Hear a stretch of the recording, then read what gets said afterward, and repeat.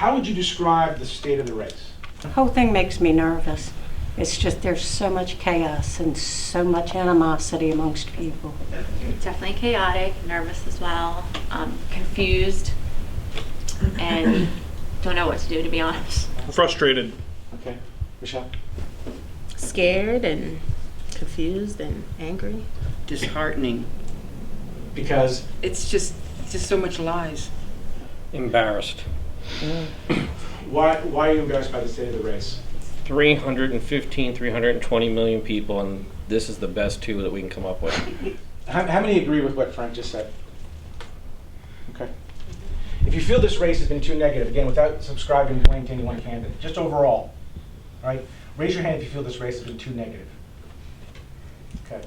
My concern is with the first debate, I think it's going to be a giant circus.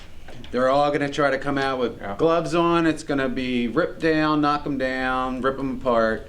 Nothing really is going to be actually talked about. They're just going to pick on each other. And then by the second time, they're going to figure out these people need to know what we're going to do, so we need to start telling them. It would make me not even want to vote, because it's like they're just so worried about fighting each other, so they're fighting for America, you know, or what we need, or what, you know, what this country needs. Every day, he says something else which I find so personally offensive, but also dangerous. Don't see the latest outrageous, offensive, inappropriate comment and think, well, he's done this time.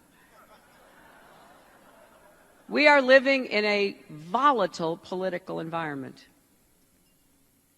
You know, to just be grossly generalistic, you could put half of Trump supporters into what I call the basket of deplorables.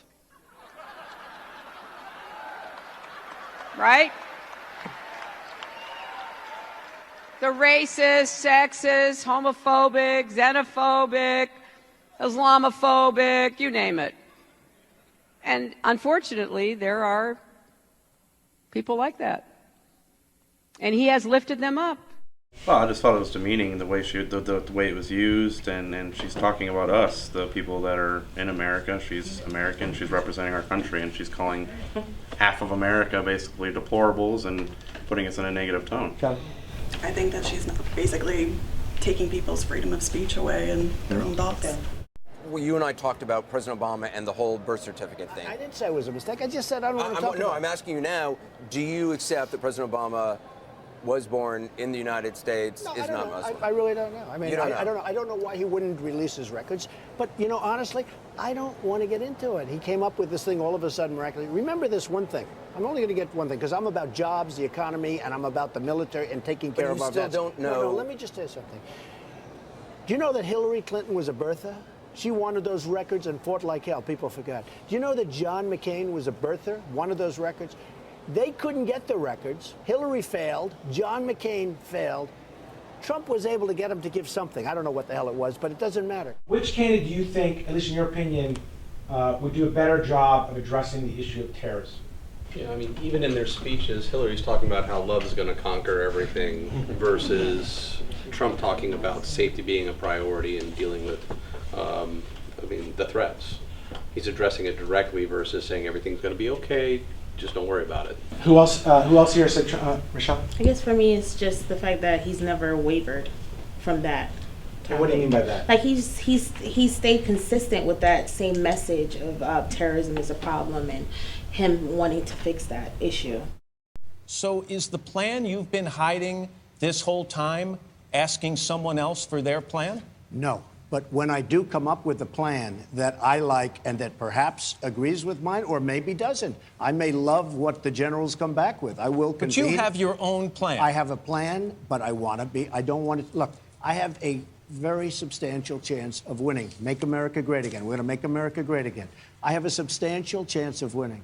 If I win, I don't want to broadcast to the enemy exactly what my plan is. And let me tell you, if I like maybe a combination of my plan and the general's plan or the general's plan, if I like their plan, Matt, I'm not going to call you up and say, Matt, we have a great plan. This is what Obama does. We're going to leave Iraq on a certain date. But you're going to convene a panel of generals, and you've already said you know more about ISIS than those generals. Well, there'd probably be different generals, to be honest with you. I mean, I'm looking at the generals. Today, You probably saw, I have a piece of paper here, I could show it. 88 generals and admirals endorsed me today. We have had the worst, and you could even say the dumbest, foreign policy. Our results are so bad.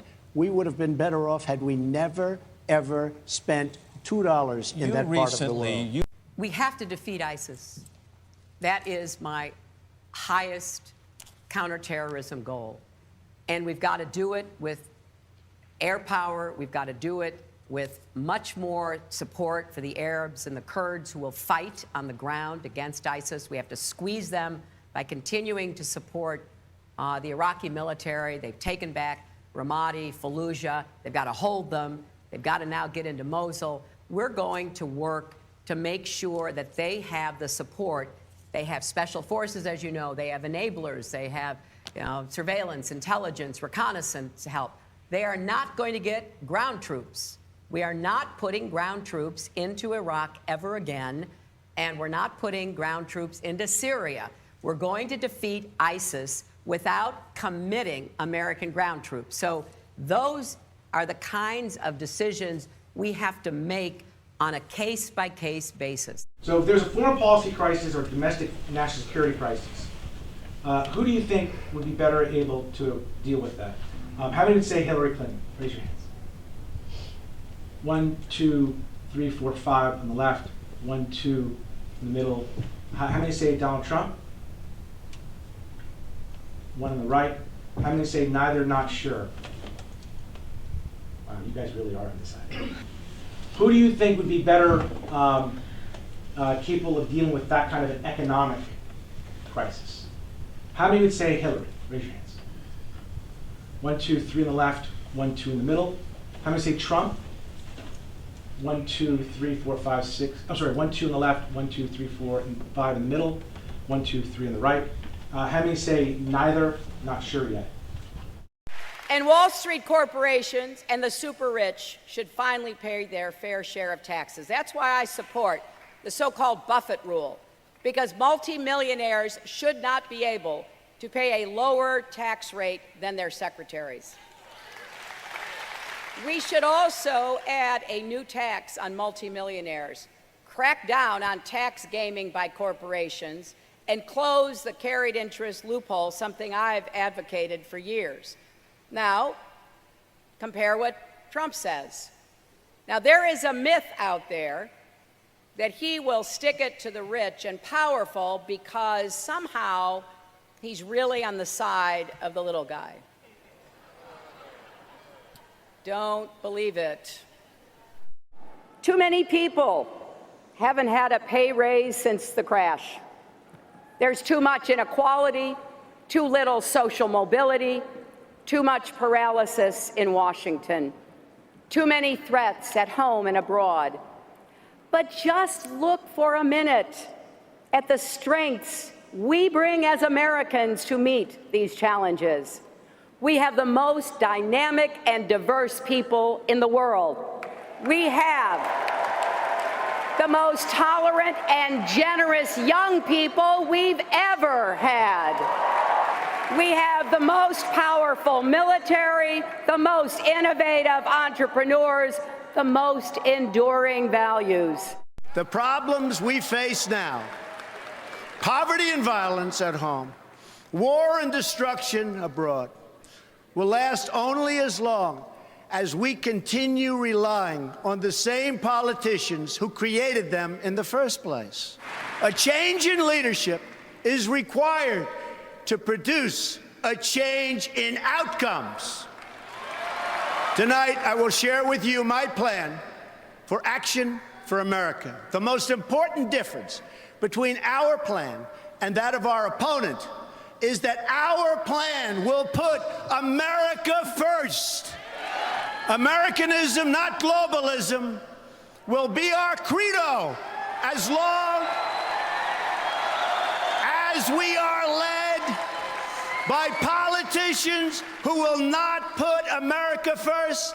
Then we can be assured that other nations will not treat America with respect, the respect that we deserve. You guys want Trump to address what you perceive as a significant void in terms of details and policy specifics. Yeah. Is that a fair statement? Yes. Who agrees with that? Raise your hands. Okay. When it comes to Hillary, and again, please tell me if you disagree, it's not about that you have questions or concerns about her specifics or lack of policy knowledge.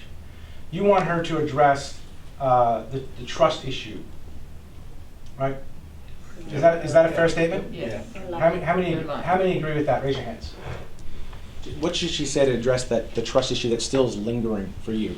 I feel like I have yet to hear a credible explanation for a lot of things. Some things that are kind of shady where we don't know what happened, and some things where we know what happened, and I don't think her explanations have been sufficient. I don't know, maybe she's terrible at it, though. I mean, just to try to be a little bit more human. I mean, she's just too robotic. Henry? She would have to address the Clinton Foundation issues. She would have to address the military issues in Benghazi. There's numerous things that I would have to get clarification on.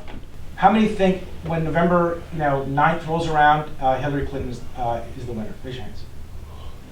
One on the left, 1, 2, 3, 4 in the middle.